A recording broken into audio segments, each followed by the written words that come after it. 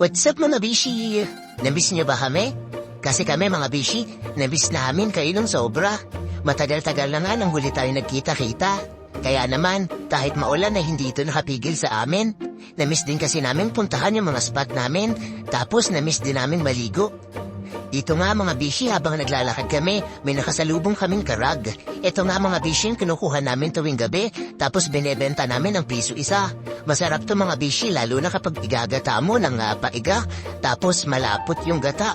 Tapos naglalatik-latik na, napakasarap nito. Pagkarating nga namin sa spot mga bishi, diretso na agad kami sa tubig.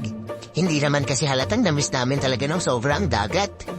Alam niyo mga bishi, na-realize ko, mas masarap maligo dito kapag marami tayo.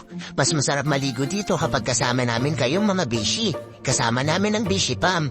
Kaya naman mga bishi, sa sunod, sana makasama kayo ha. Dito nga mga bishi, nagdala din kami ng merienda para hindi kami sobrang magutom. Habang kumakain niya kami dito mga bishi, ay nagpaplano kami. Pinag-uusapan namin kung ano yung mga sunod na content at ano yung mga gagawin namin para hindi kami maubusan ng content. Pagkatapos nga namin magmerienda mga bishi, naglinis na din kami ng spot kasi mga bishi napansin namin napakakalat ngayon ng lugar. Ito siguro yung iniwang kalat ng mga huling naligo dito.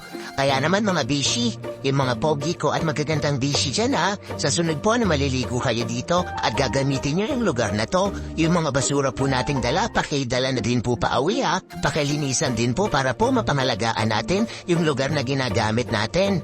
Kung umabot ka man hanggang dulo ng video ito mga bishi, maraming salamat!